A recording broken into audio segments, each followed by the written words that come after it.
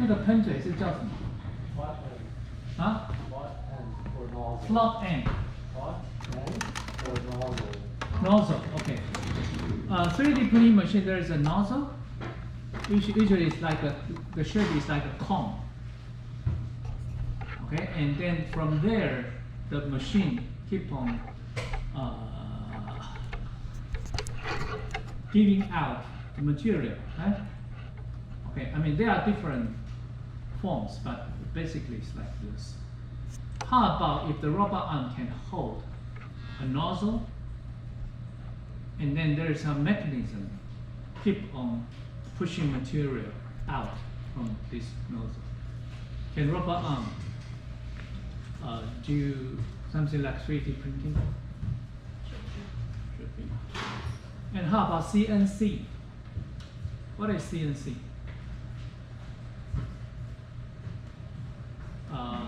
CNC has a drill, and then it can cut material. Okay, can rubber arm do something like this?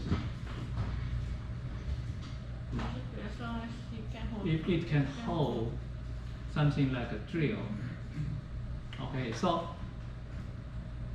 the basic difference between rubber arm and all the other kinds of machine, most important keyword is that it is general purpose. Okay, it can do something like 3D printing, like cutting, like a CNC.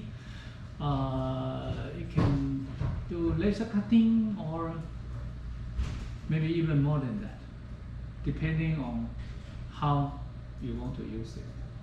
Okay, but in the other way around, I mean, when a machine is very specific, then probably it can be easier to use because it is designed only for one specific purpose.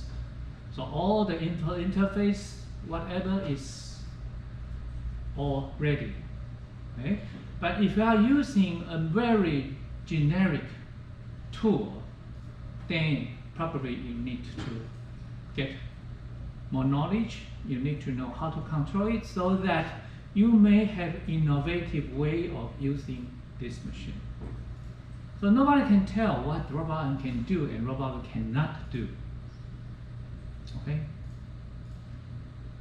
Perhaps the limitation is your imagination.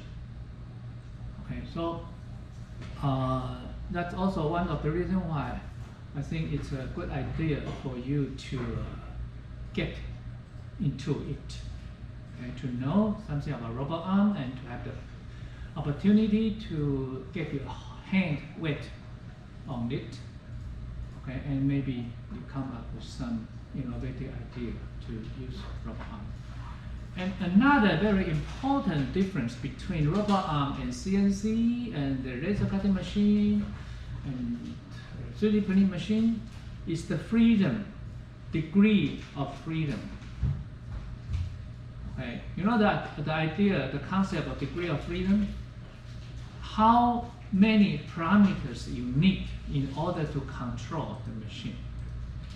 So for laser cutting machine, what you need to control the laser head, the laser gun, in terms of spatial position, okay, not in terms of other parameters such as the intensity or whatever. Okay, that's another story. But in terms of controlling the machine's orientation and position, how many parameters you need for a laser cutting machine? What do you think? How many parameters to specify a specific location and orientation for the laser gun? You have to specify where you want to cut on what? XY plane, right? So you need two parameters, X and Y. And of course, in the setup, you need to set up the height. But the height is not supposed to be changed while printing, right? Because sometimes you have thicker material, so you need to set the laser gun higher or lower. But then after you set up it, then it is fixed until you finish the session and you start to load another material, and then you have to adjust the elevation. But otherwise, while it is printing, the machine is moving X and Y, two parameters. And how about 3D printing machines? How many parameters? X, Y, Z, because it also moves on the Z axis. And how about CNC machines?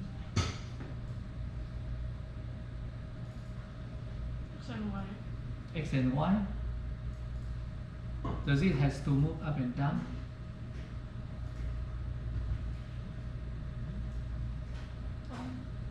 Yeah? So at least 3, right? Can it has the fourth one?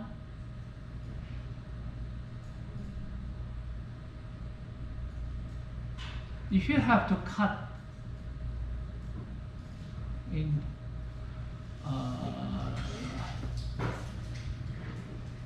not vertically, but somehow with a slope, then the drill has to rotate, right? So rotation also is counted as 1 degree of freedom. But then how many ways the drill can rotate?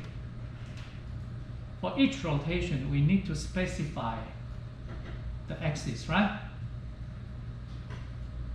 So we need to consider how many axes? Two? No, not the third one.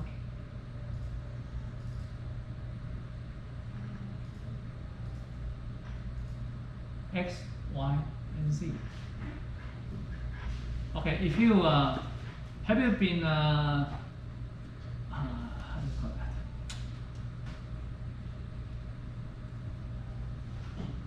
Flight? To fly an airplane? At least for flight simulation. So you can make turn, right? And you can make up and down, right? And then you can roll. Okay? So there are 3 axes. Okay, and CNC machine, if you want to buy a CNC machine, you have to ask how many degrees of freedom or how many axes.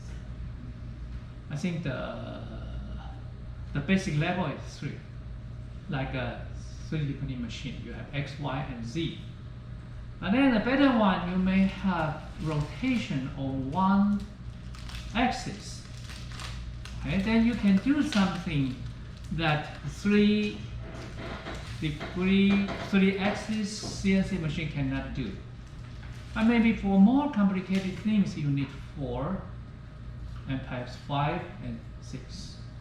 Okay, and how many degree of freedom or how many axes a robot arm has? I mean, the most common robot arm. Of course, there are 3 axes, 4 axes, 5 axes, and our machine, our robot arm, there are 2 types.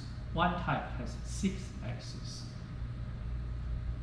and there's one with 7 axes. Why you need 7 axes? Maybe sometimes you have to do something like this. Okay, so I think we start our presentation. So you are group B. Okay, so and we have your presentation and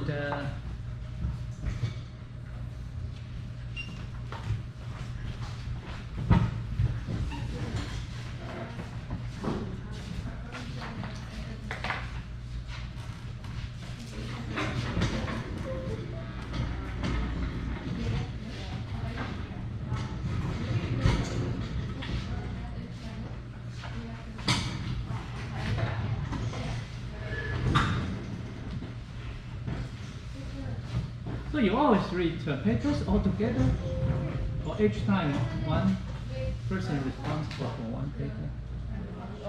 You all read together? We select many paper, then decide one. Okay. Okay. So we are Group B, and we are going to introduce our process. And first, we will introduce our whole layout in the mobile stream. Okay. This time we introduce, we are going to make a larger blade of the wind turbine, and we decide to divide each panel to this way, and so the one unit will be divided to put 4 blades on it with the 3 axes. Okay, so we'll add 3 more axes on each original panel, original structure. Okay, then we will talk about the material we are going to use. The material we choose from fiberglass, aluminum sheet, and steel, and the lightest one is fiberglass. But also we consider fiberglass and aluminum sheet because it's how we can get the material and how we can mold the shape of the blade. And we find out how to make a curve for metal sheet. How to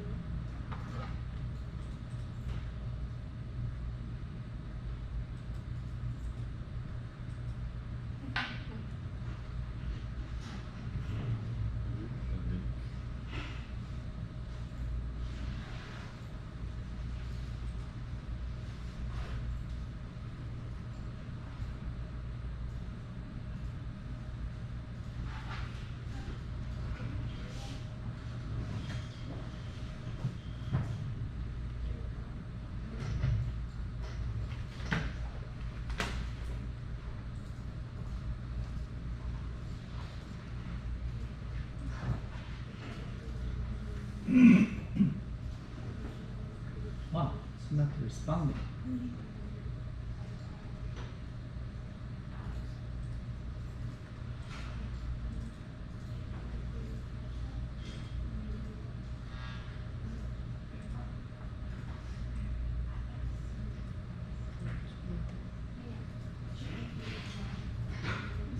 explain it from Is this still connected to the internet?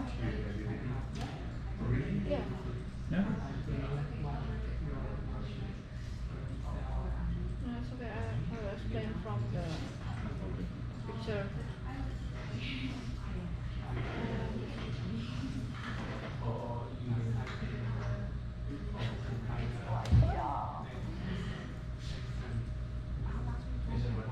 Okay, from this way. Okay, I will explain from this picture. So for metal bending for steel sheet and aluminum sheet, the method is by roll bending like this. So we can use this kind of machine, but for fiberglass, usually people will make a curve from the beginning, so they will make the mold. But for this case, maybe we think that we cannot make by manual one by one for each blade, so maybe we can use this method. It's like acrylic bending, but also we can use it for fiberglass because fiberglass is have the same Acrylic, so you have to heat it and bend it, yeah. but you still need to make the mold. In this acrylic method, they have one surface with one curve. Yeah. Also, put the heat on Yeah. the mold so Okay. you can press So every piece has the same curvature. same curve. Yeah.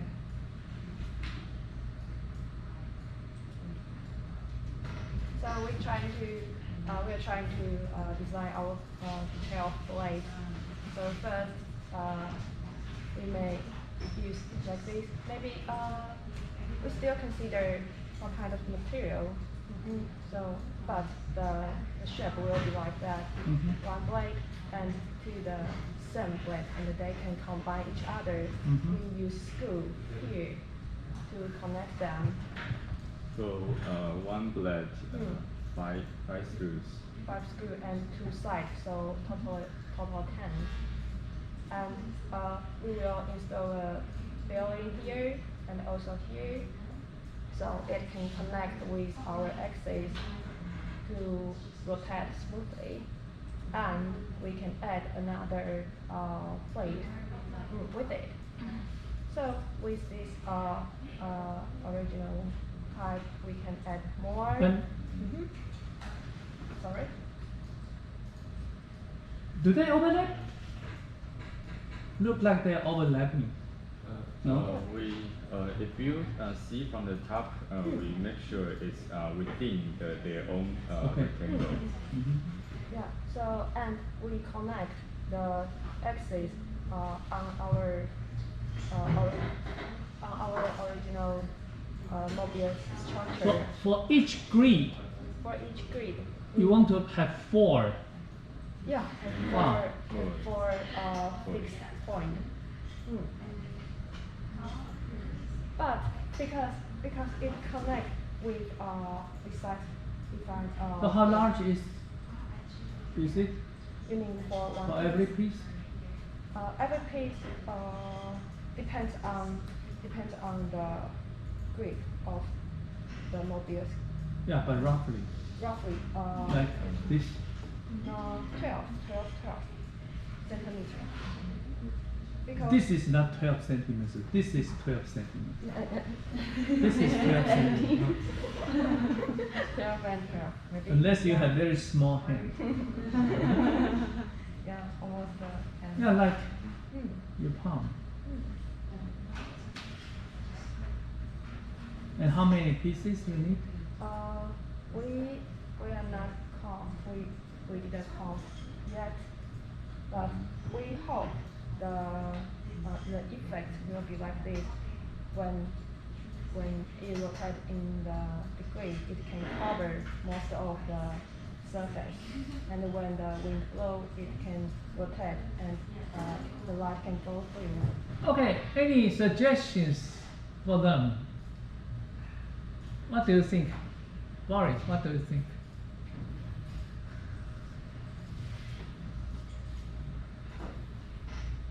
So each piece is like this big, like your palm, your hand. Sorry, one rectangle, the original structure is about 55 multiply 45 multiply 45. 45 for 4. So you So see our- each piece can have like 20 Yeah, centimeters. around 20. Uh, Like this big.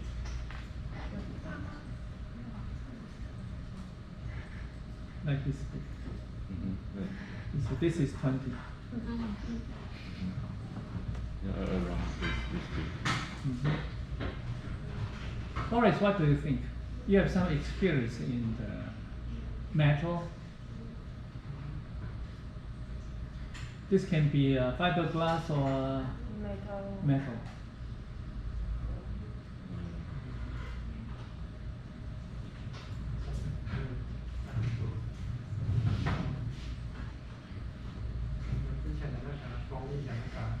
Yeah, 也是会在用这个 panel。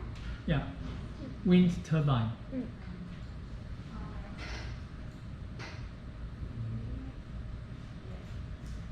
那你们现在打算用什么材料？我们还在想，但我们不太确定。会比较是轻的那种金属吧，不然就是要很长。让它可以用的话，对。对，因为我们不太确定哪一种材料，就是我们目的是希望它尽量的轻，让风吹得动。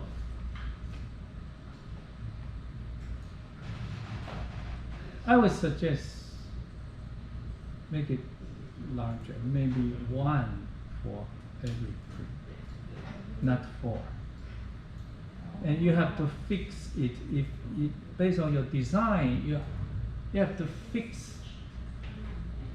the axis, not on the joint but on the edges.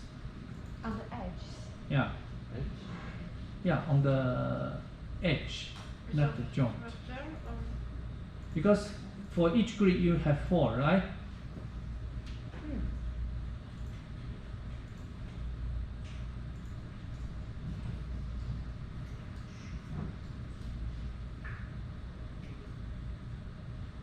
You want to connect well, okay.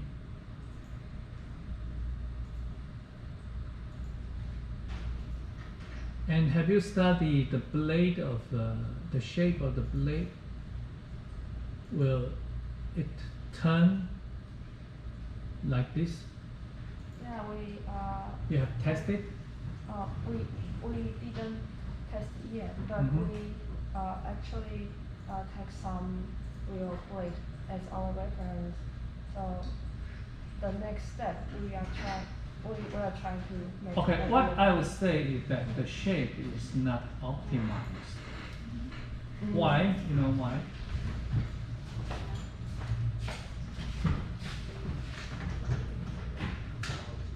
Your plate is like this, and this is your pillar, right? Okay, and of course because it is curved, so when wind blow this way, both sides will be pushed by the wind. But because of the curvature, if you curve this way and this curve this way, then the pressure will be larger on this part and smaller on this part. So suppose it will be turning like this. Okay, but consider the distance.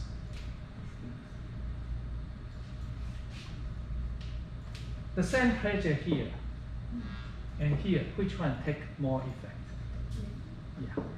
But then you have very small area for the area when it is more distance from. Okay? So it is not going to be very efficient. Okay? Why? Usually we design our frame like this. Right? Why? Why is that? You pay a price for this part. You have more material around this axis. So it is heavy. But then this heavy material is pushed by this area, which is very small. Right? And also when it rotates, I mean there is how do you call it? Friction, okay, caused by this area. Okay, so this is not, the shape is not optimized for wind turbine. Okay? Okay, so maybe I would suggest that, well, but then because the grid shape, the grid is like this, well, so maybe my prior suggestion saying that you use this diagonal line is not a very good idea, because then you are limited to have this side. How about if you move back to this one? So you have this area, okay, but then you have to think of a way to fix. Yeah. Okay. But you have to consider that there are different orientation in 3 dimensions. So maybe you have something flick out and then fix it here. Move it a bit away, so you are free from the original curvature of the surface. Okay.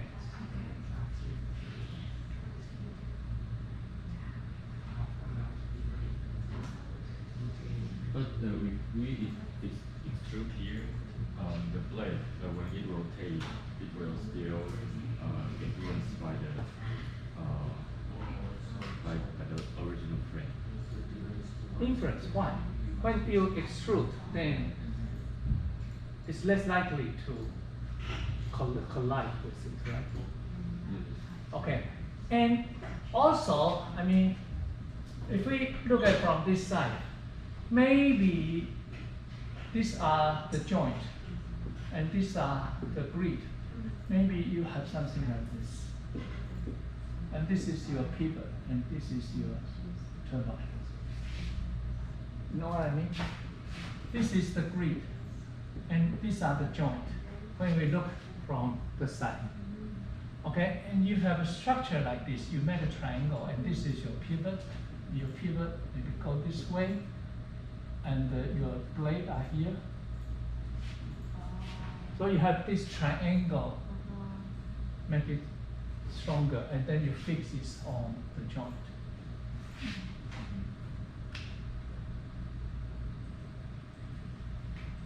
But there is another problem because from this side it's weak.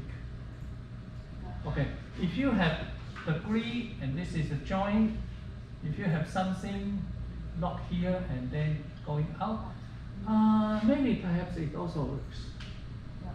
Yeah, maybe it was okay. And if you want to fix it, make it better, then you have a cable connect to the joint. But then this is only for this side. So for this side, maybe depending on how you design the support. Okay. Okay. Okay, good. So this is a progress report. Okay. And okay, so today is not for paper reading. Okay. That's okay. So I think because I didn't say it clearly. Okay, so thank you. And group C.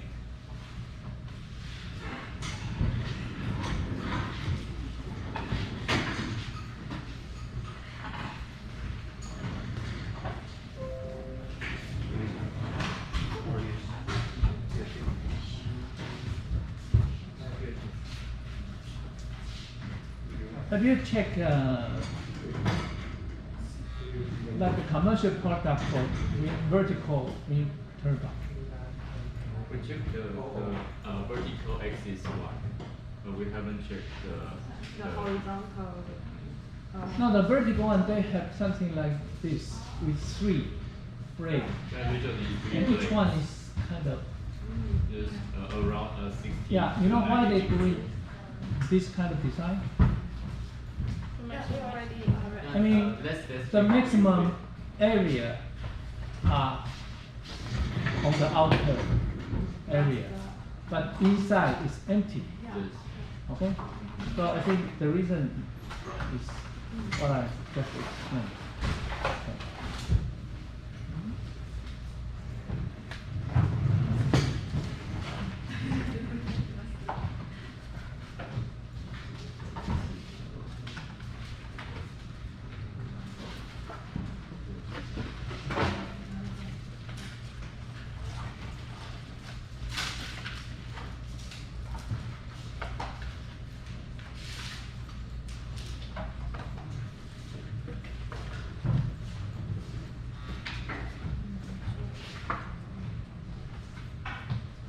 Wow. Oh.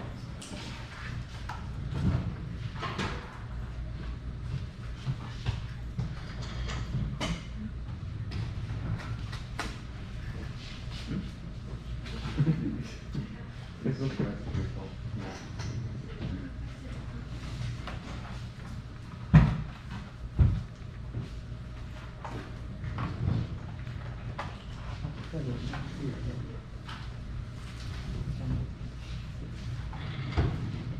这边显示大，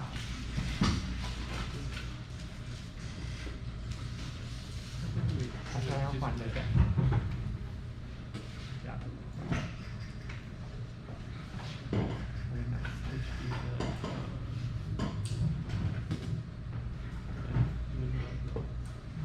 现在想要什么文件呀？哦，它有个 NV notebook。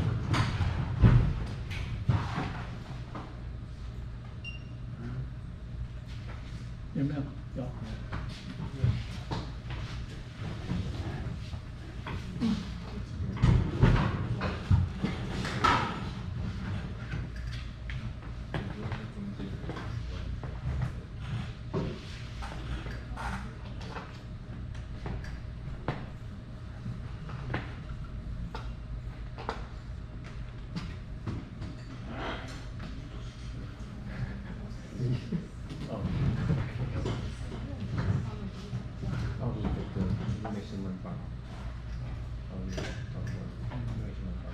Hi everyone, we are Team C.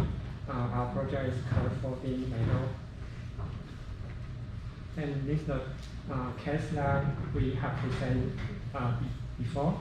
And this is our plan. And in this week, we surfing on site and measuring the site model and find 3D model compare with the difference between this or this one.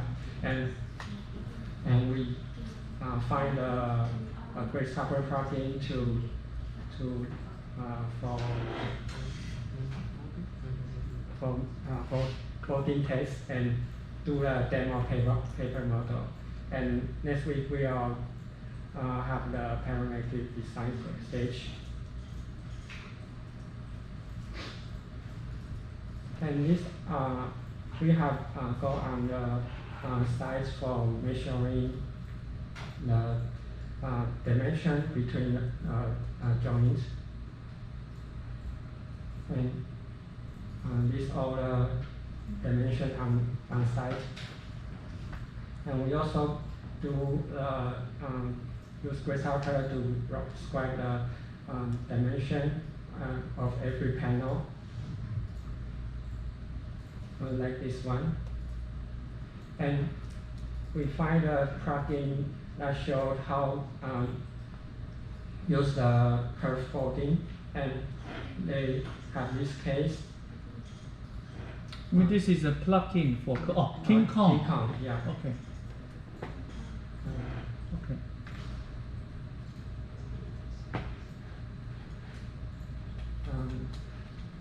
For to use this plugin, we can reference the curve to the grid software, and they have consider to be inside to be a mesh, and they can curve to one unit. Like this one, and if we want to make a facade, they can it can find the surface grid and reference the unit to the surface, and can control the design like this one. Yeah. So this will help us to develop the design.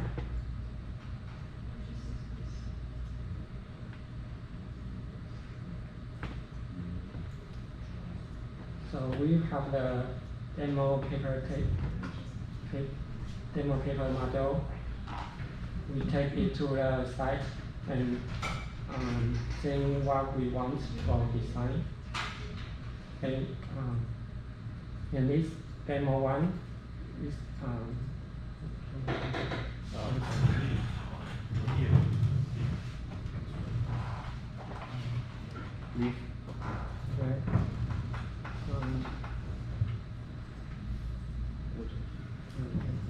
我们想要用这个，因为它在我们的那个整个案例哦，yes. 给过yeah, we plan this model attach this model to screw with metal cable, something like that, in the bottom of these surfaces. But and we think this surface will have some hole on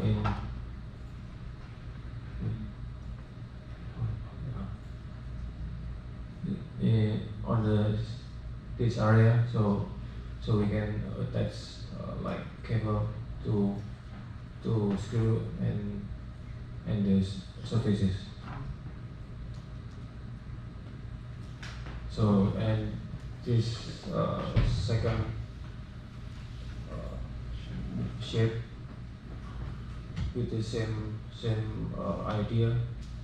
In this third shape is just attach the surface into the structure, but the surface can adapt with its shape in this strip.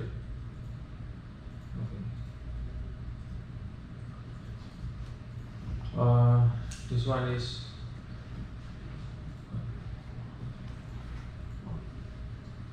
this one is folding line, curve folding line, just like this. But in this model, actually we must fold this line, but actually we can't do that because it's too small. So we just do the curve folding line and attach to the structure like that.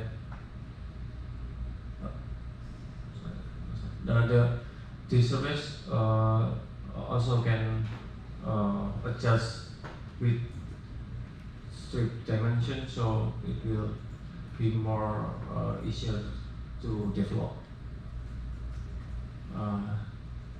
These 5 demos is like a seal. That's like a fish skin, so its part will be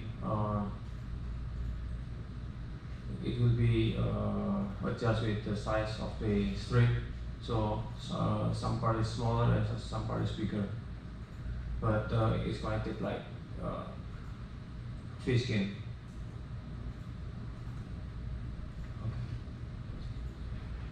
And this mobile phone company that they take the case to use the mobile arm to fold the panel.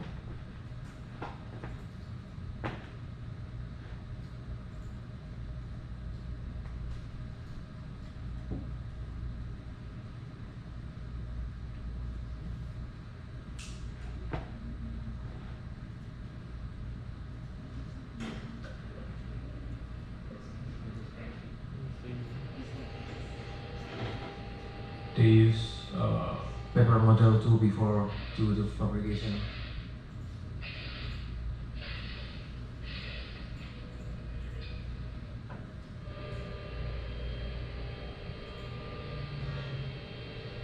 So they make the folding line first with the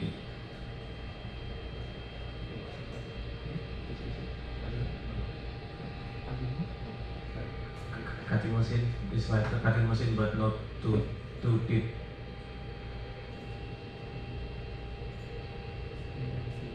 Yeah, there's a CNC machine to scratch the metal to make a folding line.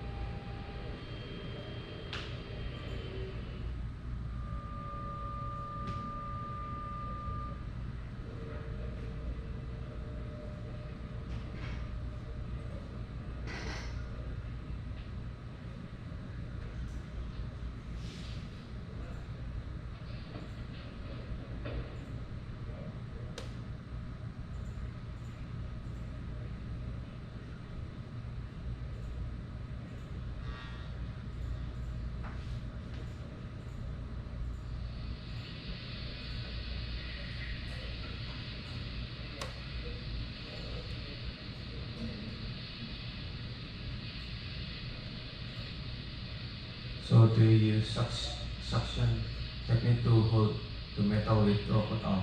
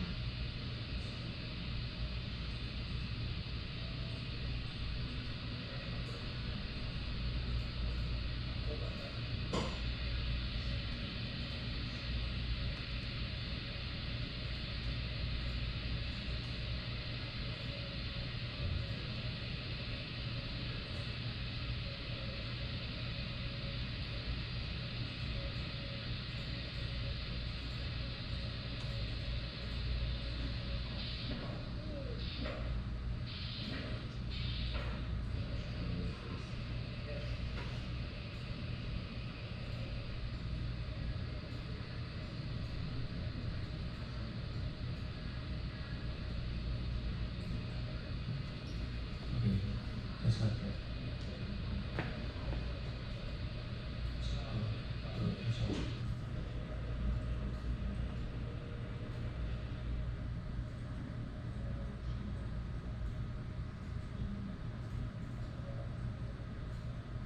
So they attach its skin like fish skin. Attach its surface like fish skin. How did they attach this to the structure? How did they fix it? Install it? 那东西哦。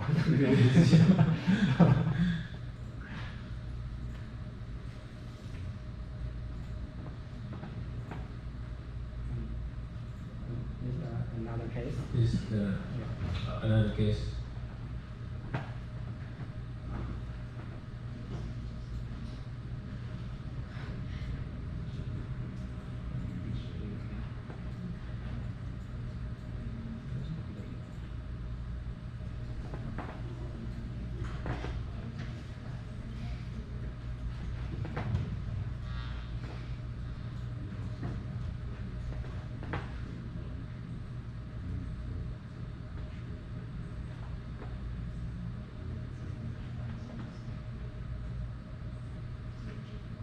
So they use paper model to figure out how it works and use model to simulate.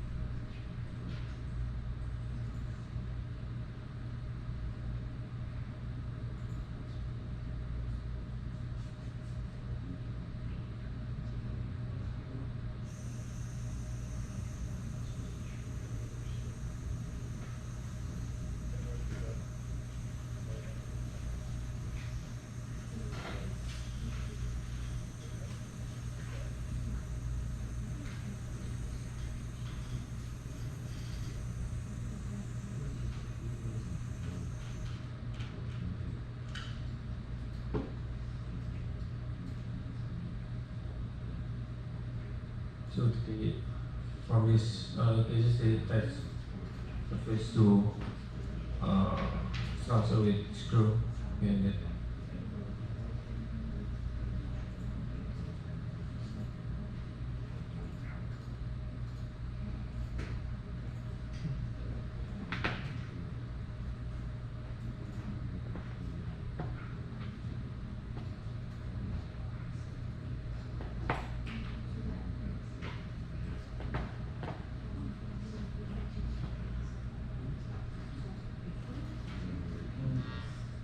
And this next stage, we want to have the parametric design stage, and we want to find some starting for drawing and how to connect to the screen, and laser cut paper, do the laser cut paper model, like yeah, like. And thank you. Yeah. Okay, any suggestions? Which type would you like prefer? Which type? Which time? Which type Oh, would you like? we want to try this one. Maybe you let each have only one joint and use the cable to fix to the string. Yeah. I'm quite worried about the way you're going to fix using cables. Are you sure? Nothing.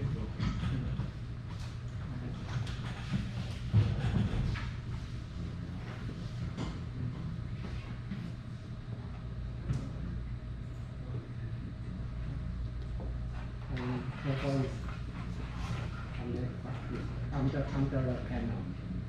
Under the panel, and then how are you going to fix the panel on the cable? With 3 holes? We need to design how to do that.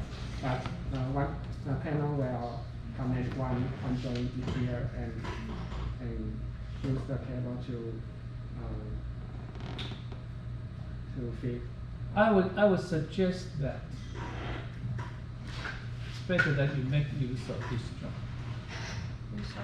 Maybe you design your panel so that it has a good connection to the joint. The joint in the outside is like something up. Yeah, the screw. Yeah, this screw is. Yeah, it's something like this. It's what? Not easy to connect. It's like Why is that easy? something like complicated. If you have a hole on your panel,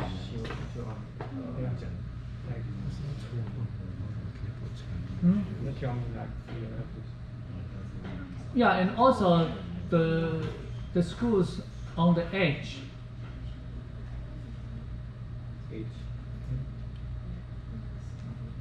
Yeah, like in this example, there are 1, 2, 3, 4, 5, 6. Right? For every joint, there is a large screw, and on the edge there are some more smaller ones. Okay, and somehow you can fold your panel, and then you can fix it on at least 3 or 4 joints. Oh.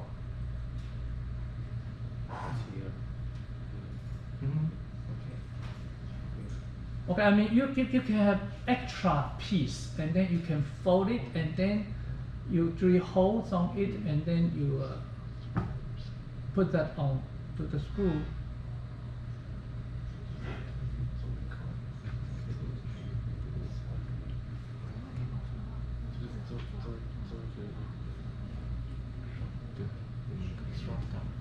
And for example, like this one, if you on your top you have an extra piece, and then you can fold it down, and then use the screw over there, and you fold it down and you hold, and then you use that screw to hold at least for one point.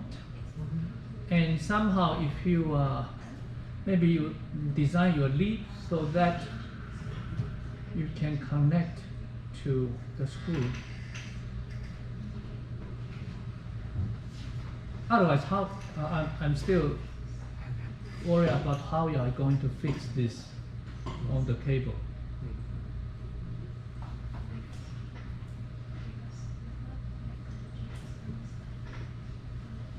And how many leaves are you going to have? Have you estimated that? Depends on how much we read on the screen. I know.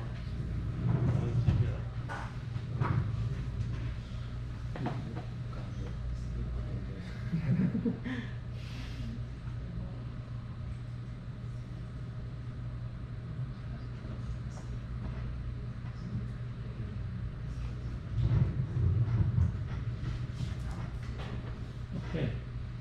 Good. So you have measured all the dimensions. I want to find the less than. Have you tried to check the displacement of the shape comparing to the design shape? Not yet, because we have some problem. In right now, after we flatten the each panel, we can. Why you have to flatten the panel? If the curved surface is not developable, actually you cannot flatten the panel. We divide it to a triangle. Oh no, sorry. You mean your panel? Yeah. Oh, okay. So okay, yeah, sure. I mean, you have go to the place to measure it, right? Yeah. So I'm just wondering how much displacement for the actual construction, comparing that to the design model. Do you have a rough idea? For example, you measure like the distance A, B, C, D. Have you measured diagonal? Actually, we use here.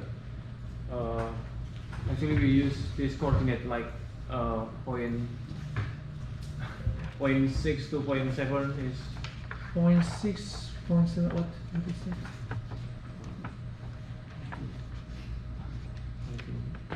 oh, 0.6 to 0.7 Yeah. is here 39. And how about 0.6 to 0.5? No. You didn't measure it? No, we just measured the. No, structure. it is not enough. Oh, okay. You see, this is three-dimensional space. Okay. And 6.64567 are not planar, are not on one plane. Oh, okay. So you have to measure all the diagonals. Okay. And then with these 6 distances, you can rebuild it on computer. Okay? Okay. Actually, you can use Kangaroo to create it for you, because you have 6 distance, right? Yeah. So you just draw on the plane.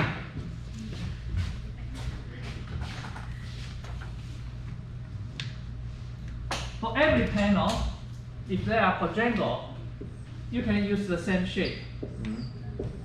Okay? And then you insert the distance. For example, this is 10, 11, 12, 13. This is 17, 16. This is 20. Okay? Okay. And then you specify the length and declare them as goal object for Kangaroo 2. And then Kangaroo will find the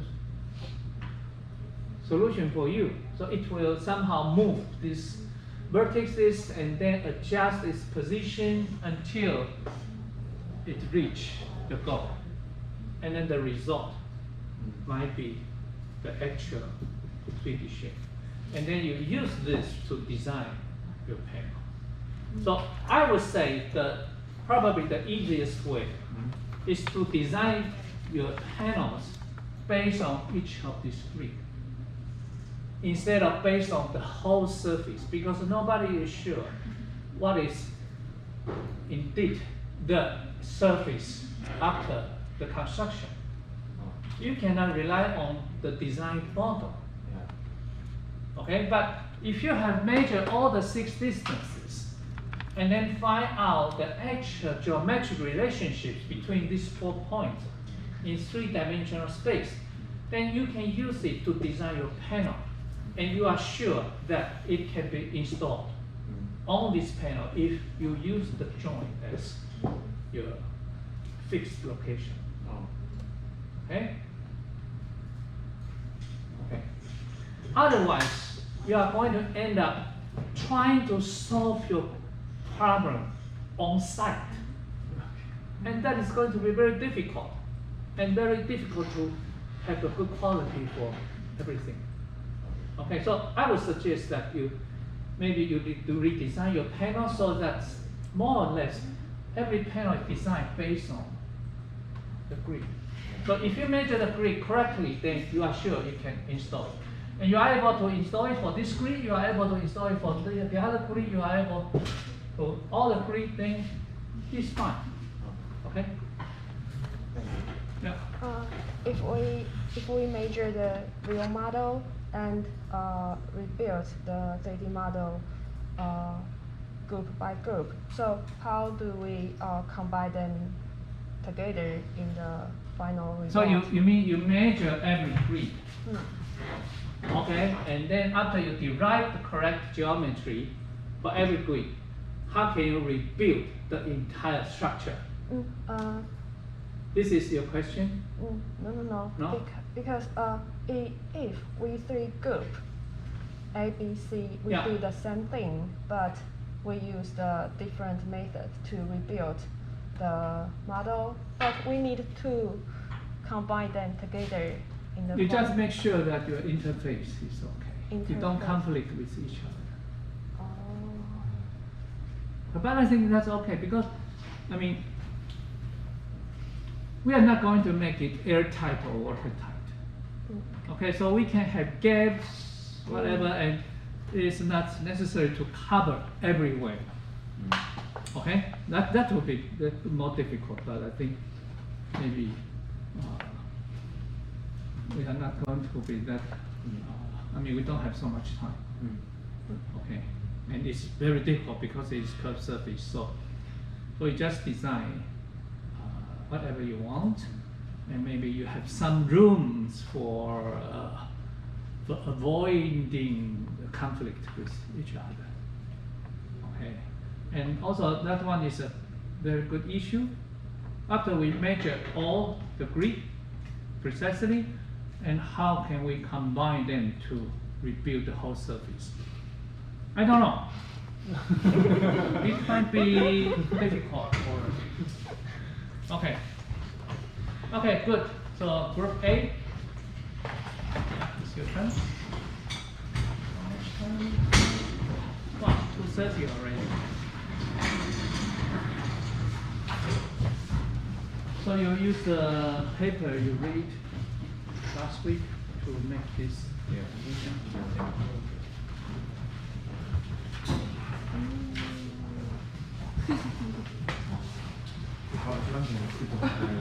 Kemarin ya.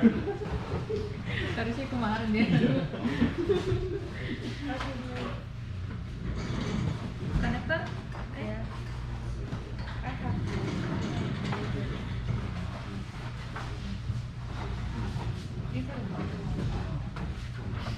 There? This one. Not sure. I'm not sure.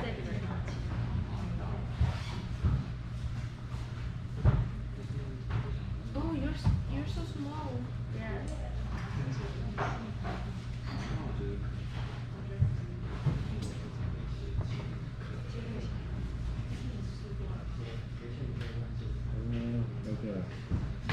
Okay.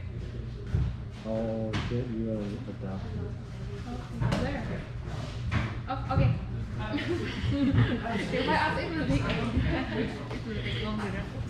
And if you want to challenge, then you can overlap between neighboring grid.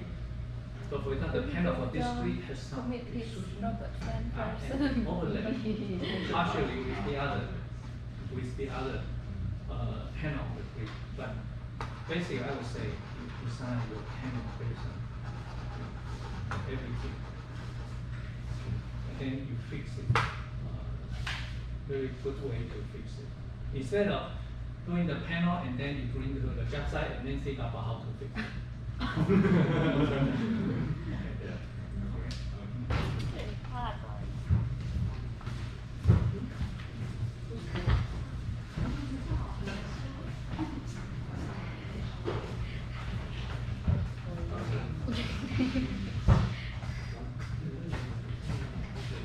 We're waiting for the adapter.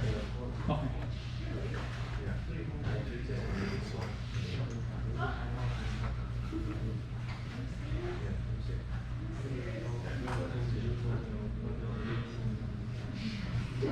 And group B,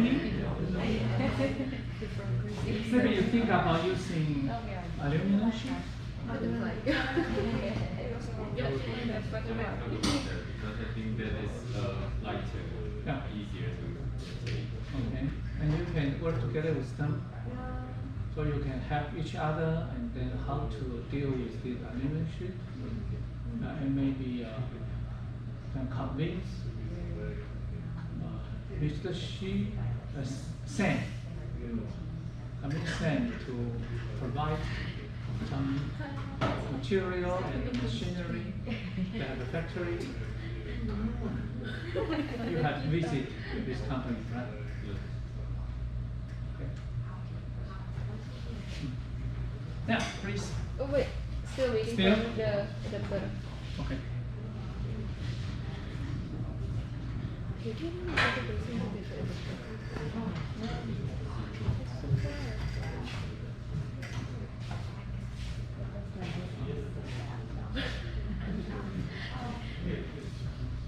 There were his friends even for them. I have another question about the deformation. When the material deformation will create or some Yeah. the material will deformation. And it is very important to design our plate in this kind of scale. Scale. I mean, you have to consider the deformation. Should we? Shouldn't you? Otherwise, you make your part and then you bring the job site and then they don't fit. Then what can you do? Bring a scissor and then cut it? Right away?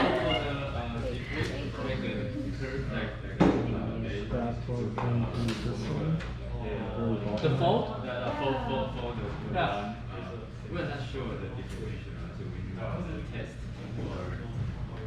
because if we do Of the course, there should be tolerance, which means you have a panel and then you want to install it on the job site, and somehow there is still some displacement.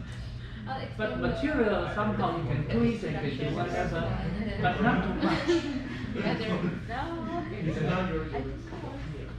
Okay. I mean, this is not like we make our model using paper, then we can cut it and do whatever we want. But this is a construction. So if you are able to make it very precise, then you get less trouble on the job site. I mean, of course, this one is very small, so perhaps you can still make it. But since we are becoming professional, right, after you graduate, so you have to think about doing things in the right way. And I would say this, of course, this is very difficult because it's all curved. Okay.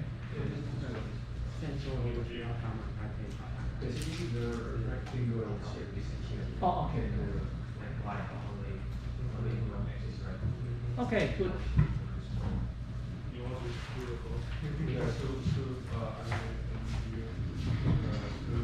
Okay, you want to start? Okay. Yeah. Okay, so this is how our model fully looks like. We already finished all the panels. So we make it random. So the angle is random and the orientation also random. But our main idea is to make the angle adjustable later with the string as what we already explained last week.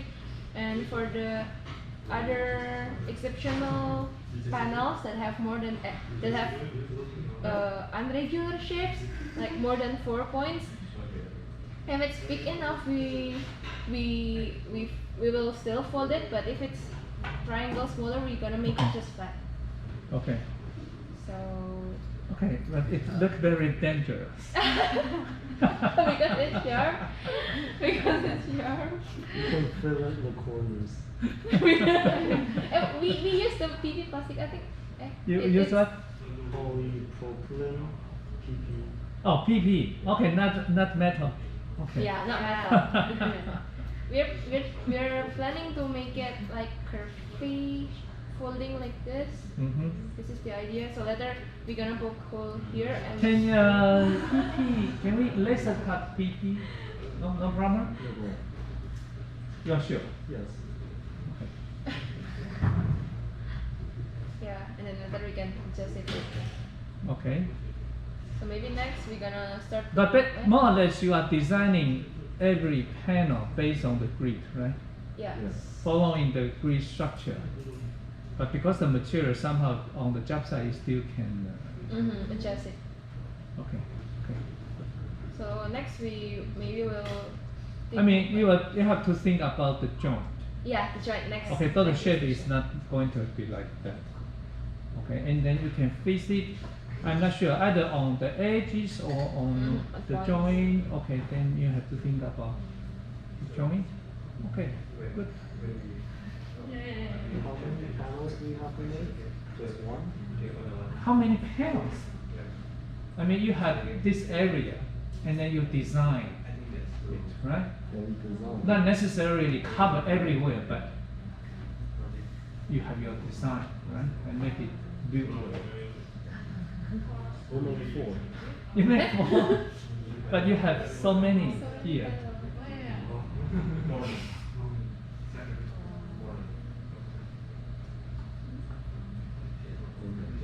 I mean, make a style, okay? And design it like somehow, not necessarily for every grid, okay? But you have kind of stylish outlooking, yeah. Oh, butterflies. We have butterflies here. Sorry. We have butterflies here. Yeah, where am I from? There, we have butterflies. So this is created by a random function. Yes. Okay. Okay. Good. Okay. Yeah. Okay. So good. And you are all aware of our schedule. I think our final is June, 10th of June, right? Or you want to work for the whole summer?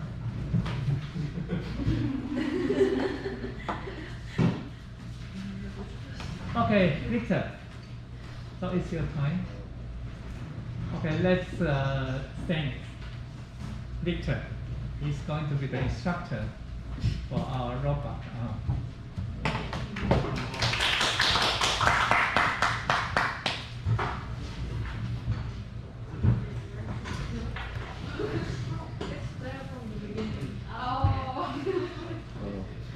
那是你的。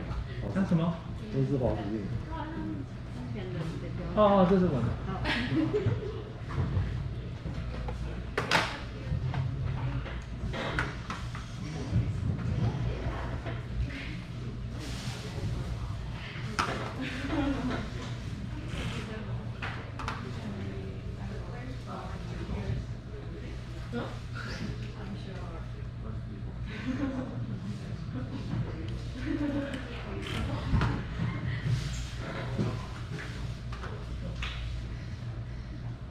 Okay, so this is going to be a simplified robot induction. It's not going to cover everything, but it should cover enough that if you want to get started, you will have the basics. So I think some of the stuff Professor Xu already explained, like there's a lot of different types of robot arms. Some of them starts from like 2 or 3 axes up to like 8 or something. So robot arms are something that is very generic. A robot arm by itself cannot do anything. What it can do depends on what tool you have on the robot. So for example, in this production line, you see that each robot has a different tool on its end. Its end effector is different. So even though all of these are the same robot, each robot can do different things. And in terms of the robots that we have 3 of them. We have the KR6, the IR14, and the KR60. The KR6 has a 6 kilogram payload, so it can lift 6 kilograms. It has 6 axes. The IR14 lifts 14 kilograms. It has 7 axes, and the KR60 lifts 60 kilograms. And it has 6 axes, but we also have a rotary table, so there's technically it has 8.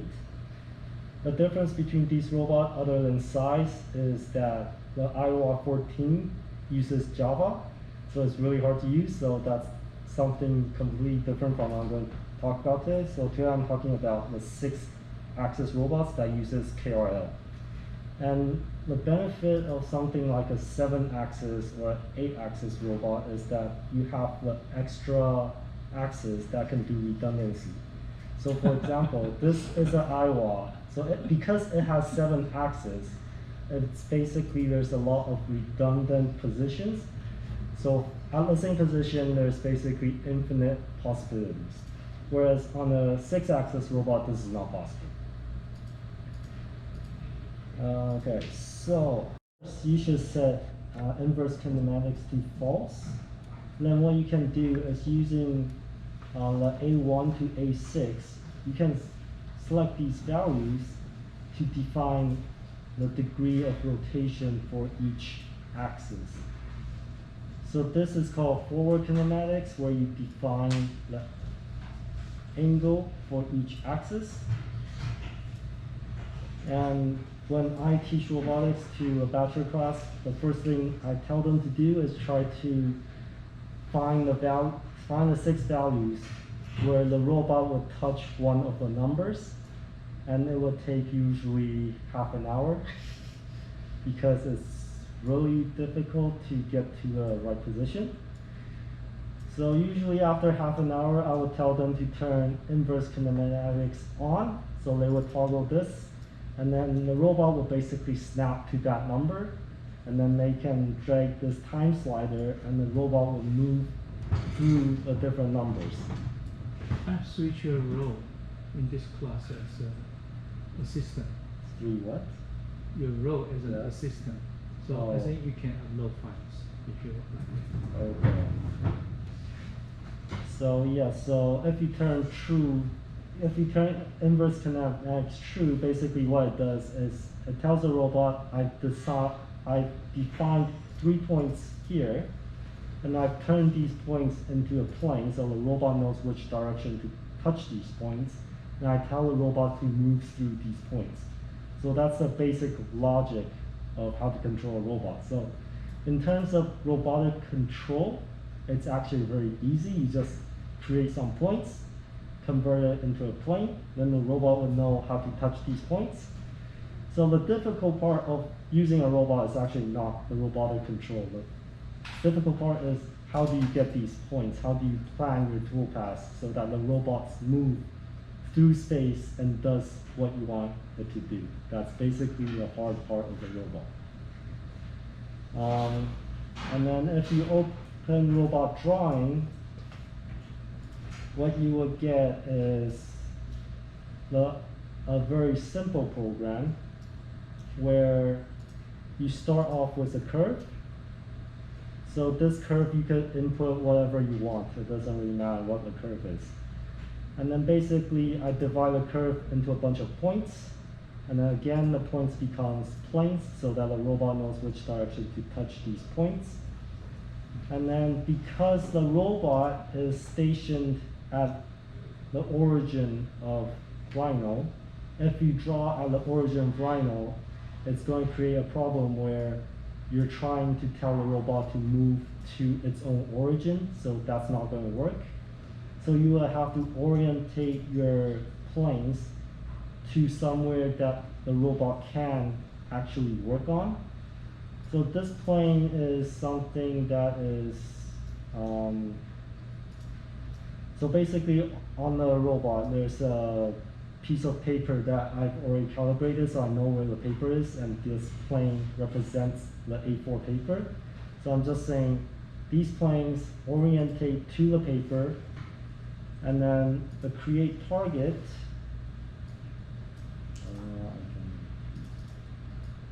okay, so all of these components should be accessible using the lab computers. If you're using your own computers, you'll have to install some plugins and custom clusters. So basically, once you have these planes, you can use a create target to tell the robot that these planes are the target that you want it to move to. And then you can tell it what kind of tool it's using. So these values you would calibrate on the robot, and the robot controller will tell you what the values are. These are not make-up numbers, these are actual numbers on the robot. And then you can tell it how fast to move and stuff like that. So once these are set, you will create a program, and creating a program, you basically tell it, okay, so these are the targets that I want to use, and this is the robot that I want to use. And then basically it creates a program according to your input values.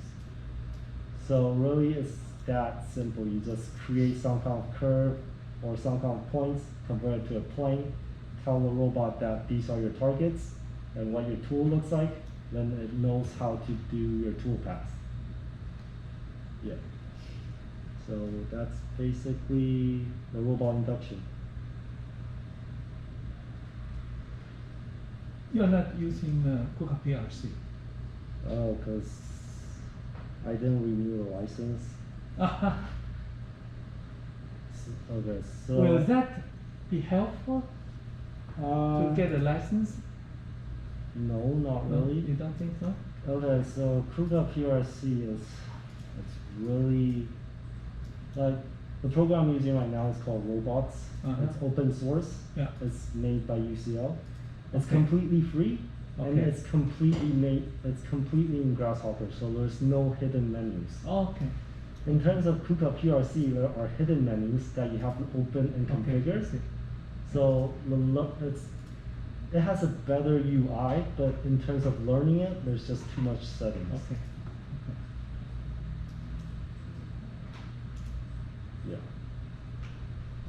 Yeah. What did you say, the plugin called Robot? So the plugin is called Robot. So And we can download it from so if you Food go for to the Rhino? website, you go Food for Rhino? Maybe, I don't think so. It's on GitHub, but on I GitHub. did package it, so it is on Okay. our website. If you Okay. just download this robots.zip, everything's inside. Okay, and there is tutorial examples? There's no examples. No examples? This is just a plugin. Yeah. Okay, so the way you install this robots is that you have a program. So the robots.zip is the plugin that you install inside Grasshopper. So you have to put this DLL file in the component? Yeah, Folder? components folder. So Okay. like there's a README file that if you read. You put both this file, the G. So basically it's a readme.x, you just read it, and then basically it just tells you to drag this robots folder into your components folder. So Okay, and the machine in this classroom, they don't have this program installed. all the computers in this lab should have it installed already. You have already? Yeah. Okay, good. And then the complicated part is because the robots plugin supports a lot of different brands. It supports like ABB, KUKA, UR, it supports a lot of brands. So you have to tell the plugin which brand of robot you're using. So you would also need to download this robots configuration.zip. And basically you just go to My Documents and drop this folder into My Documents. And then the robot plugin will find your robot settings and parameters, and then it can load the correct robots.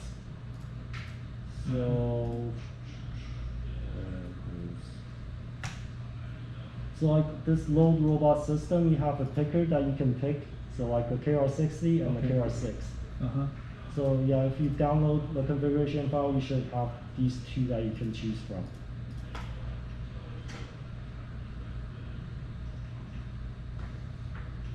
Any questions?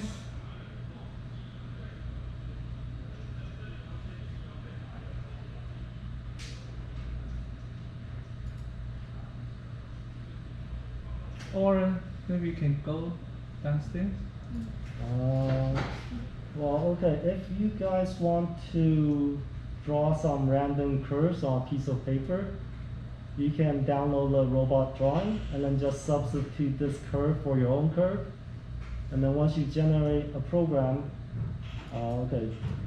once you have a simulation, so you can check your simulation. Once your simulation looks correct, you can right-click on File Path, set a directory, so it's like your desktop, I guess, like where you do want to save the file. And once you press the button, it'll tell you you've saved the file.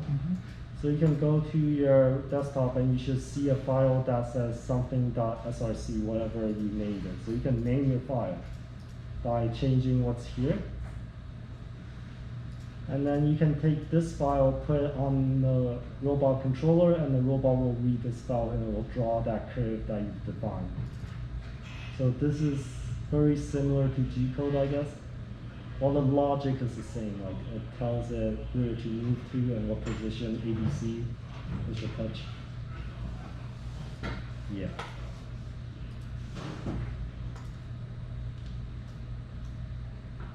So yeah, if they want to input their own curves, they can draw something as a robot. You mean now? Yeah. Okay. You can write your name or draw your own face, sketch.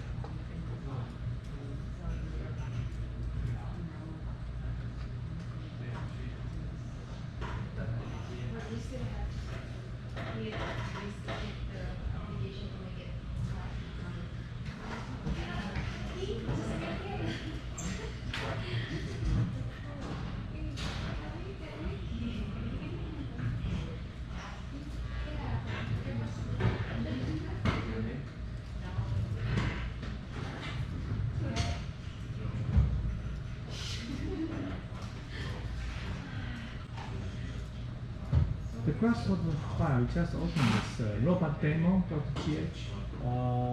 Robotdemo.gh will give you the sliders where you can control each axis. And then robot drawing. Okay, so that one was robot drawing. Yeah.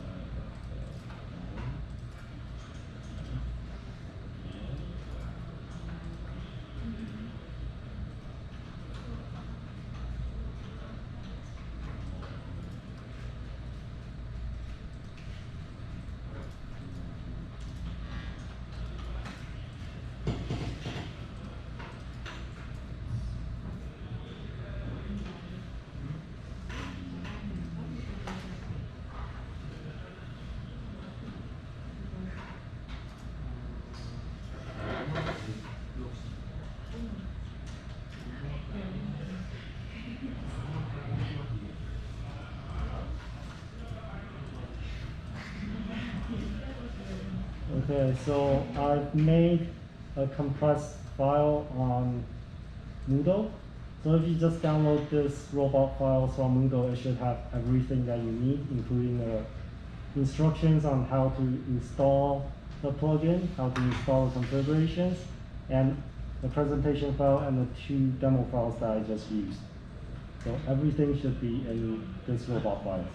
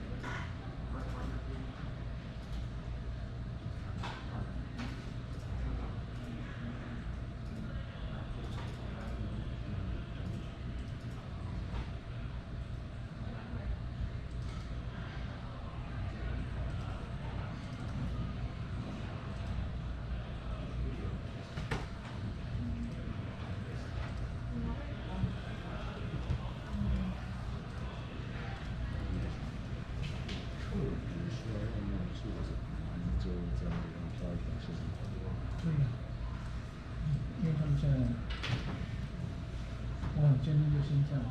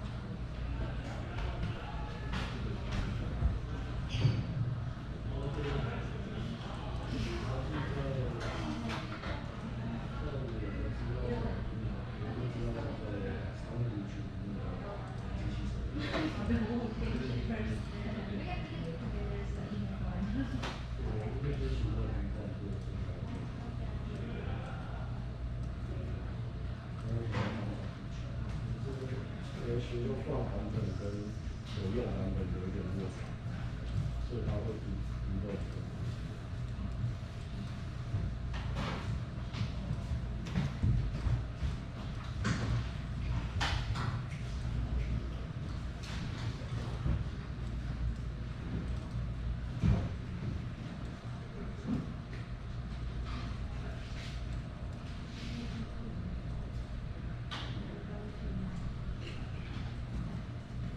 Yeah, so for some reason the lab computers will show like a red, like a load robot, what's it called? Load robot system. That component will be red.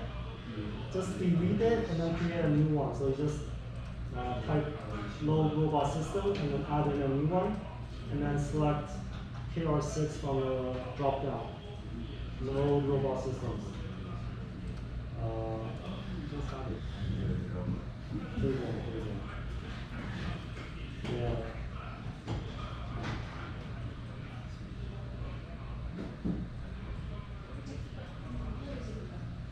So yeah, KR6 is right, and then just plug that R. No, leave that. Plug that R into R. So we done it. Yeah, yeah.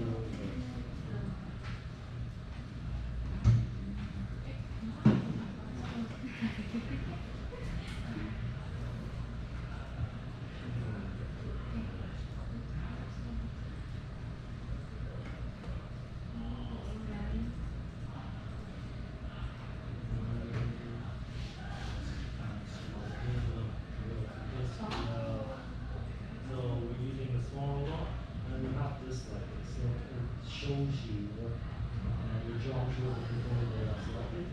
This is a static robot. You have to choose simulation to see the simulation.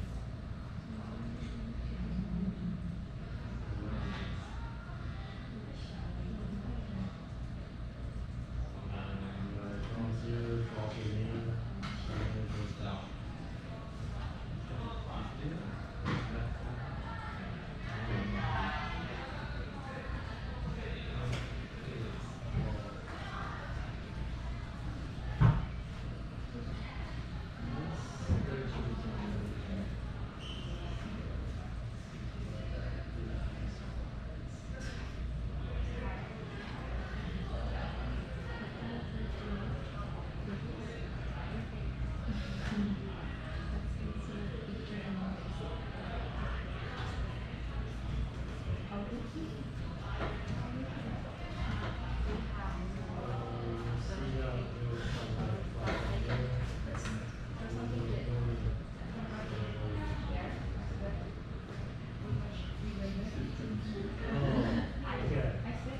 When you draw something, draw at the origin.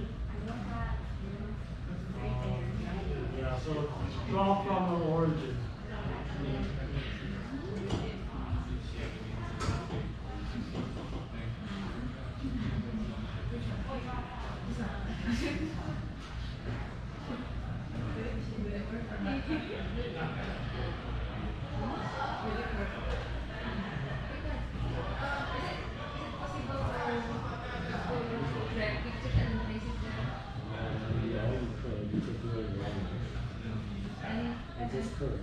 Yeah. Since the robot is on the left, should we move the robot or put it on? Okay, so you just have to draw at the origin. So like if you think of an A4 paper, this would be on the left bottom corner, so that's where it starts drawing from. So you just click whatever your curve is, align it with the origin, and it should be fine. But So once you've drawn your curve,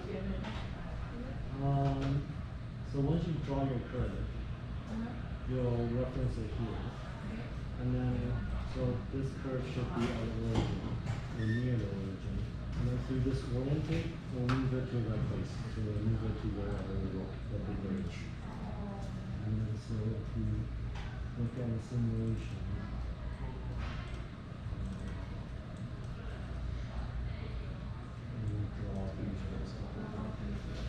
so when the exhibition, how they make you faces?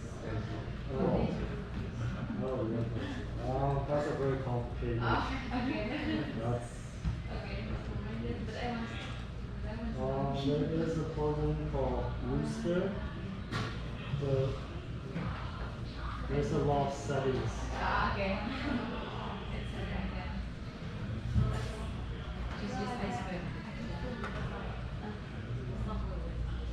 Yeah, maybe that one.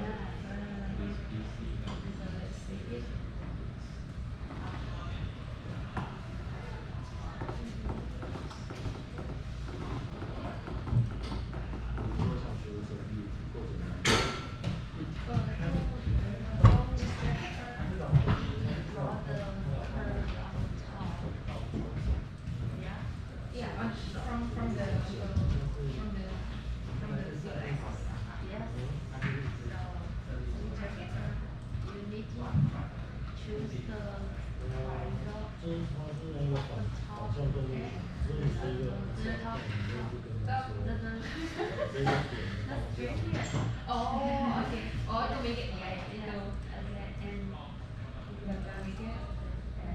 Where's the? 就这样说的，这个我用手臂控制的方向。 So we can just check it. 应该是说这个目标是这个方向，可是你没有刚手臂不会抓到控制。你是你工具这里面是确定这工具的走向是长怎样，然后它会把工具走向跟你设定目标走向对焦一起。所以如果说，所以如果我这边有做不同的设定的话，手臂就会不同，它就会有不同的方向性。它就是它很简单，就是工具的方向跟你目标方向两个对在一起。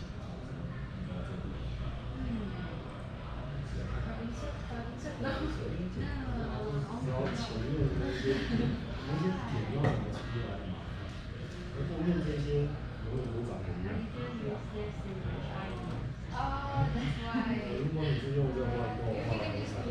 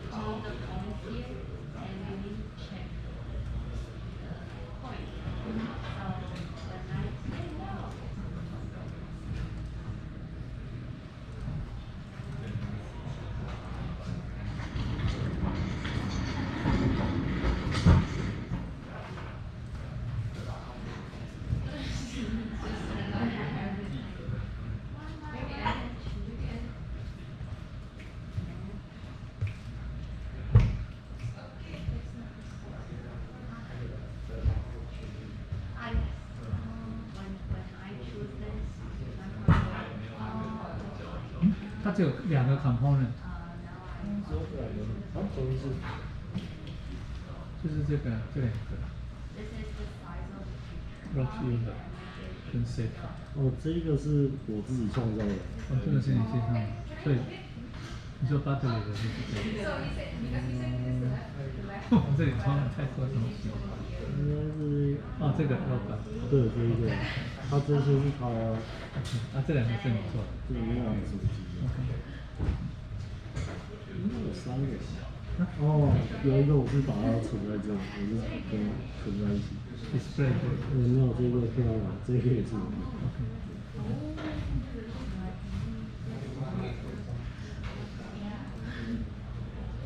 Is it too big or not? Yeah, yeah. Is it too big or not? This is just draw the rectangle as 210 by 297. It's not 6 foot in there, it's 6 foot.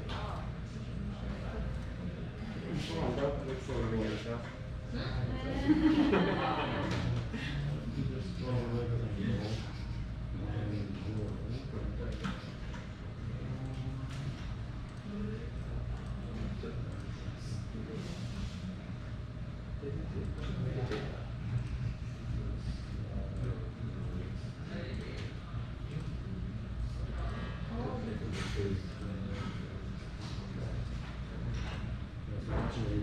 That's what we're doing. Let's make it bigger. Okay. With the that's wrong. Scale.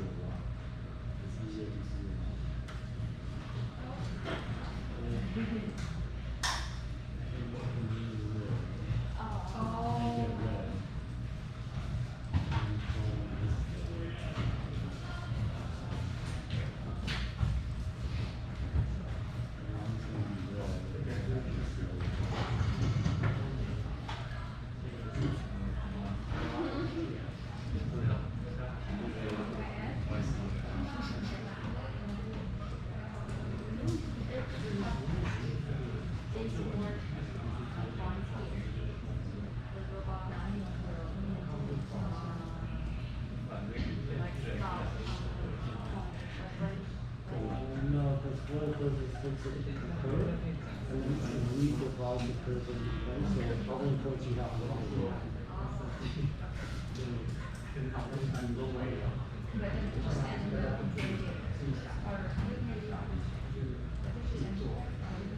我弄的时候，他说有 unrecognized object。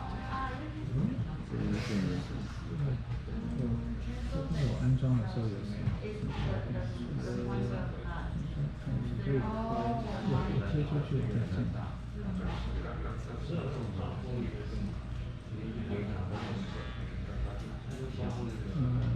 robot drawing。哦，把 GoPro 那没关系的，因为只是每个上面我会有个气球显示给人家看的是什么。那个也是到那个 tutorial 去做。对，因为我不喜欢用字，因为常常会有2个电池一样的字，我就常常搞混。所以这个不用管。对，不用管。可是我这里 warning create program 这里是什么动作要做？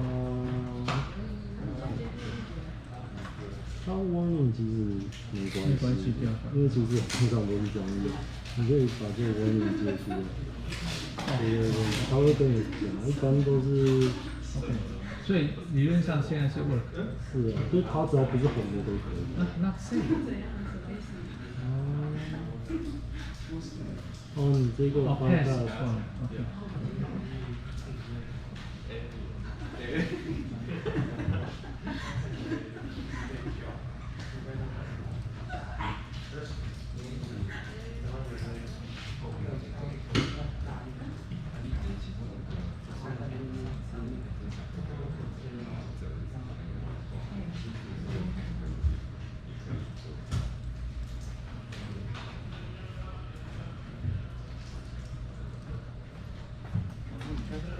到3D 列印的影片是哪个影片？我不记得，我随便找。它这里面技术就是说，因为我当时3D 列印要它的色彩、它的表面可以，墙面的表面可以自己去设定说这一条或者一天反射角度不一样。好像有。什么？是这个意思吗？我知道。就是比如说，它像它在中午的时候，它射阳光的光线角度，然后它刚好它的表面跟它所以它就不会让这些东西。那可能晚上我下午要比较。我刚刚有留意到这一段，但是我可以，所以他的意思就是说用3D 列印墙面就可以这样。对，它就可以让墙面去最佳化，就有点像是。但是以目前来讲，这个还算是比较理想的。因为那你的面积要好大，而且你要什么？目前用在建筑上可能是水泥类，但水泥类就没有办法做到那么细的那个构造。然后我知道现在有人正在弄。我刚看那个新加坡的，它好像是列印出一个蝴蝶形状，然后一块一块拼起来。拼上去，对。就像造型砖一样的。对，但是那个都还是理想状态，因为你真的用建筑路上面去，你要耐厚。你风吹日晒雨打。没有，它是贴附在结构体上面，所以它没有结构的作用。但是你有偏厚的问题，所以我们现在一般用那种材料的都不可能。所以还有达到我们所谓的那种。因为现在还不行，但是当然你可以去讨论，可以去研究。毕竟这个总是学术总是会走在前面。我不晓得，因为那个影片说老师我也没有仔细看，但是我看有新加坡看到那个新加坡然后那个那个贴出一个蝴蝶的形状，然后蝴蝶形状2个凑起来，然后那所以现在3D 列印的问题是说，它一层一层去列，然后可能就是结合度够，还是3D 列印有很多种材料，甚至有列印金属。它是 green concrete 就是绿色混凝土。对，有在运用泥土的，对，没错。哦，你说它是用 green concrete，面上写起来是用 green concrete， OK， 两倍会无锡不同的，然后或是谁去洗，那目前业界有在用吗？在未来？这么大尺度的不可能。我之前听到一个案子是那个在花莲，吴成龙建筑师设计的，那他们找了丹麦的病，那他们有一部分的案子是建筑师那边 propose 要用3D，但是业主有点某种程度预测，台湾可以印得出来吗？有人在做，有人在做3D 列印，工厂我不知道，但是至少像云科大、逢甲他们都做过3D 列印。水泥的3D 列印，云科大的，然后交大一个教授也有在弄。多大？对，交大王世元。然后淡江应该也有吧，淡江这方面做很久了。他们有学校有自己去立。当然有啊，现在有机械手，现在大部分学校都有机械手。对啊，现在成大也搞了一间很大的，你知道成大他们那里有听说，他们还有轨道，所以我们是很落后的。我没有空间呐，我们都是没有空间呐。他们地比较大，所以是他们也是都是一水。什么都做啊，机器手就是它的好处就是你什么都可以。所以没有限制在说一定是一个水难的。没有限制啊，你想要做什么，只要你做得出来。它就是一个很贵的定位器。所以都是土木系或是建筑系。对啊，建筑系像淡江已经做了差不多20年了。它的数位的那个制造方面，就是 digital fabrication， 10几年了，至少10几年。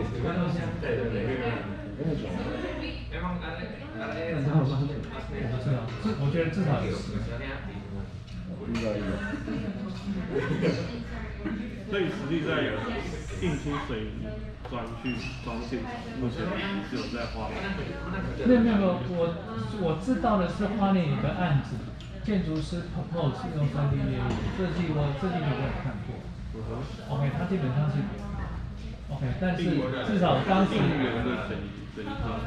不是，它就像3D 列印机一样，有个喷嘴，然后就把水泥像挤牙膏一样挤出来，然后它就到处跑。就是说，现场印出来还是印出来这种？那个在现场。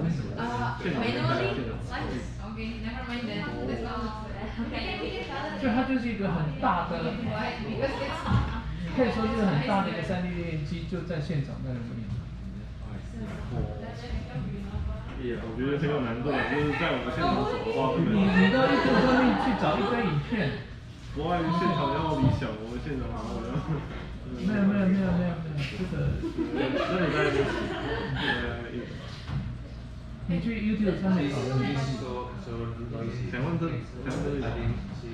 台湾有没有我不知道，但是至少他的一个案子是吴成龙建筑师，那我们学校的老师啊。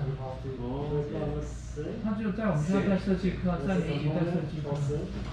那我的学生后来就到他事务所去啊，然后我才看到那个设计图，应该是最后的最终的用3D。所以还没施工完成。应该是还没有，好一阵子以前看到的，现在怎么样我不知道。这3D 列印目前实物上还是比较不太明显。没有，3D 列印已经不是新的玩意了，3D 列印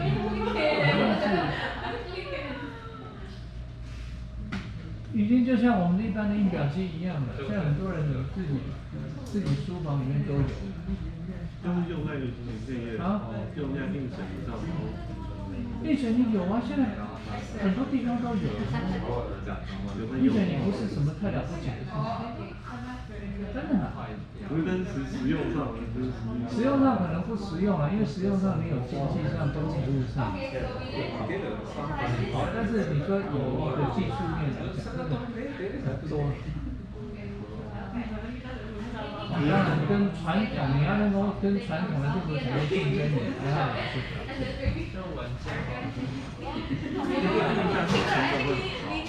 group meeting again. 就一开始采购机器的那个要去看。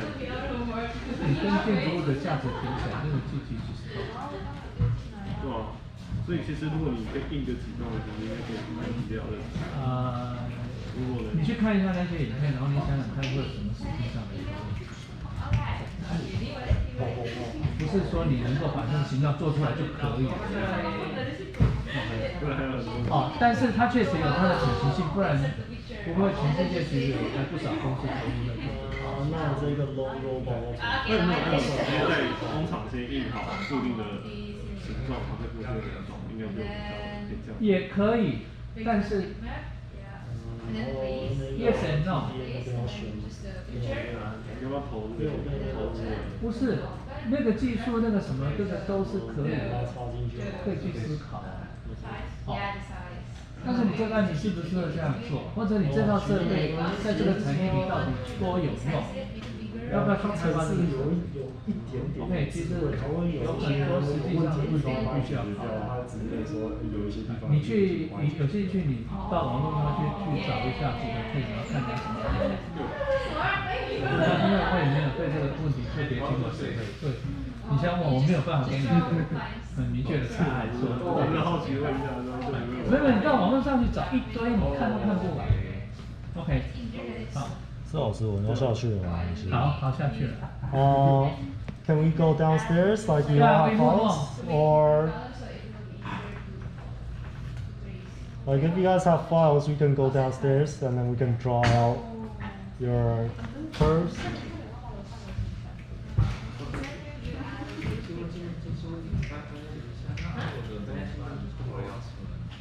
Yeah, okay. No. So when you press save, you should get like a SRC file. You'll have to put it on a flash drive on the USB disk, and then bring it downstairs.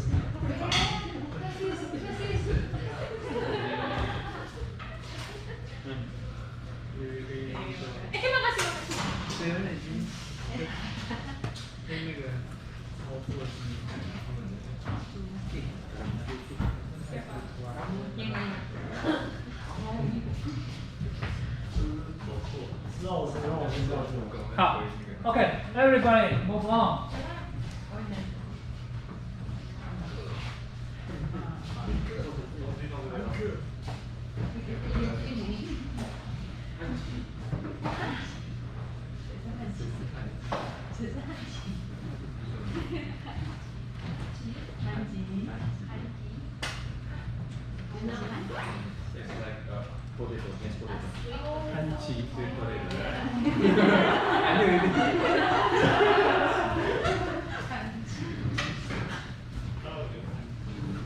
I think you all know gazwa.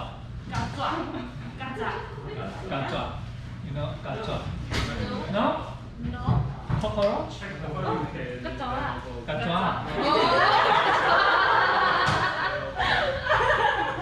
Yeah, it's the same.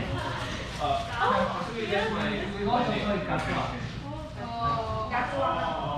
Gazwa is more cute.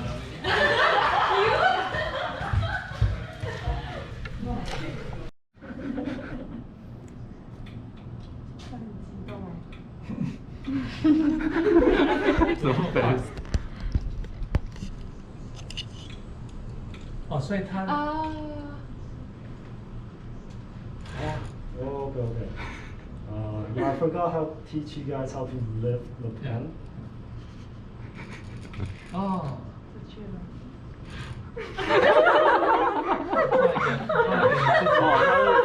Self-portrait.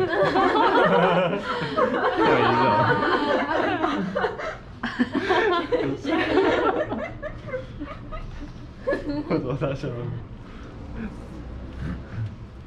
Wow. Wow. Is this your face? 是。USB。谢谢。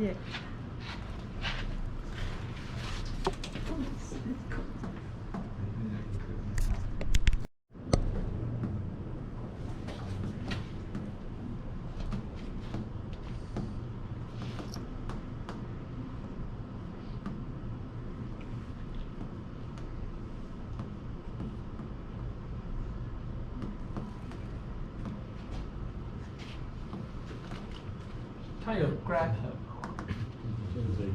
对，这样。现在就是那是不是有吸盘？我就讲驱动盘吗？有那边那个木没有拿，后面好像有一个小机盘，后面拿下来。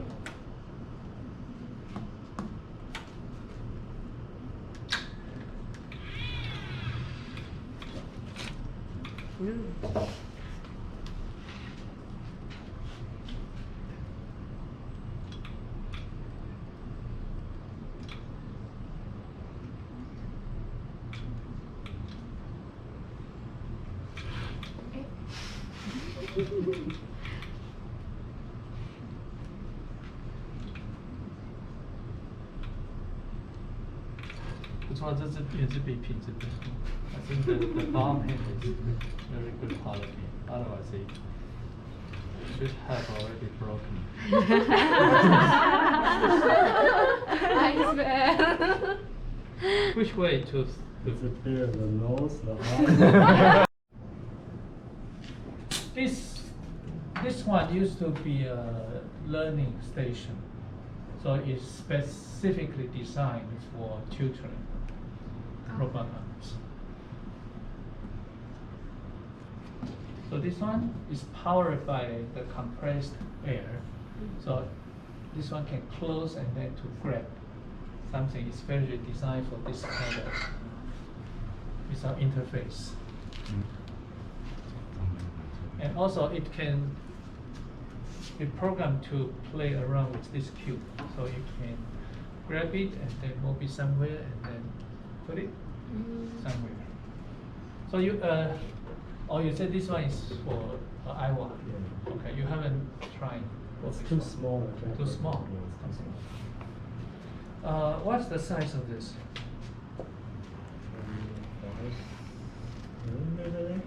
Sorry? 2.5. I'm not sure. Okay. Ruler? Sorry? Ruler?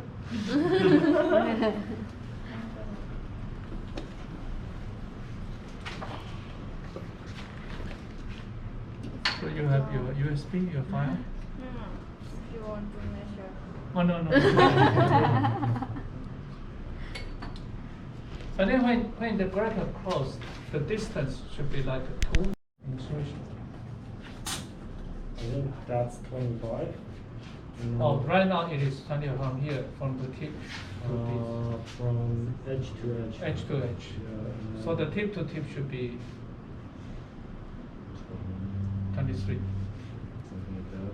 Because I'm thinking about if we can have some cubes so it can play with. But it's better with this, how do you call that? 吸盘 also. Vacuum clippers. Yeah. Yeah. Okay, so this one. Oh, you print it? Yeah. It's really print.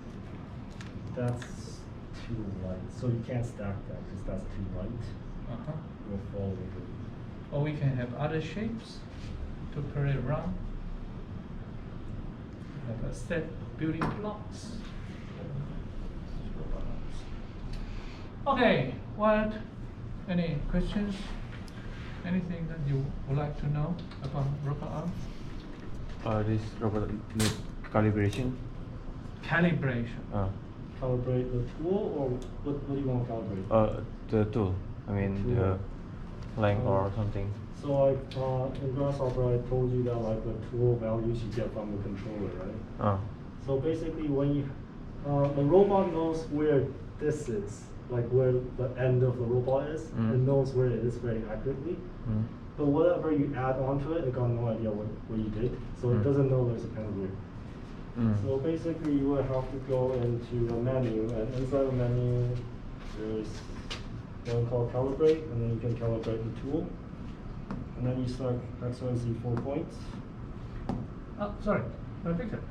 Usually we can set up the dimension, the sizes of the tool in the control program, right? Or so we don't need to do it here. No, you have to get it from.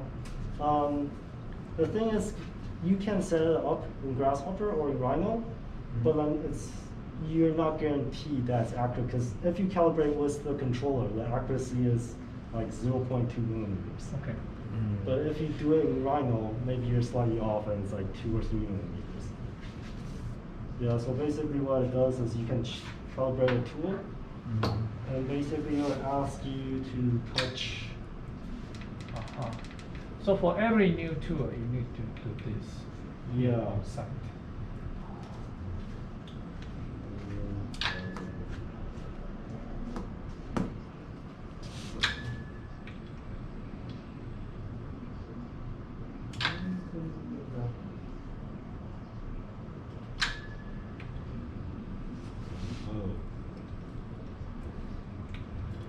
So if you touch point to point, something like, maybe like that, and then you can press calibrate, and then it will ask you for another direction. So you have to do the same thing 4 times from 4 different directions.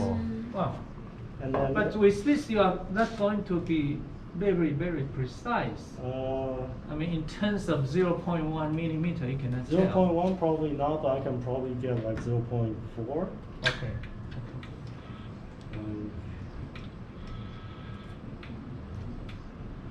Kayak mereka kenalan dulu. Basically, it's doing like what it's doing is once it's touching this and you press calibrate, it saves the position of the flange, and then using the 4 points, it constructs a sphere and then finds the center of the sphere, so it knows where the tool is.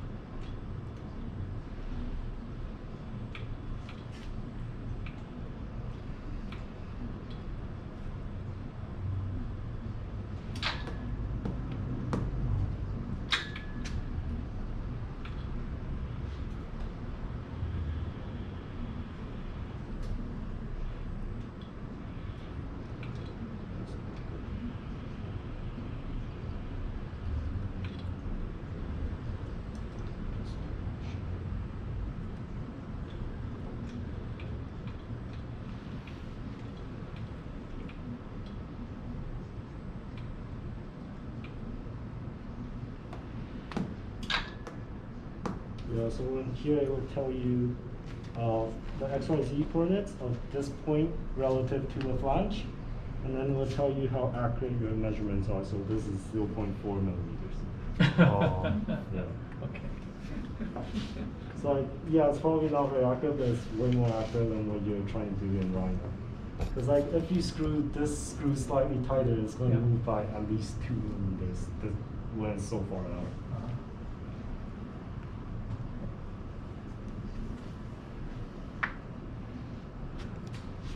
Like to do something on this? Yeah, you come up with some ideas, then we can try to work it out. Especially with a vector. Okay? So you start to think of something and then you can make a proposal and then you try to make it. Okay? Okay, so if you don't have any questions, then see you next week. Okay, and then have good progress on your project.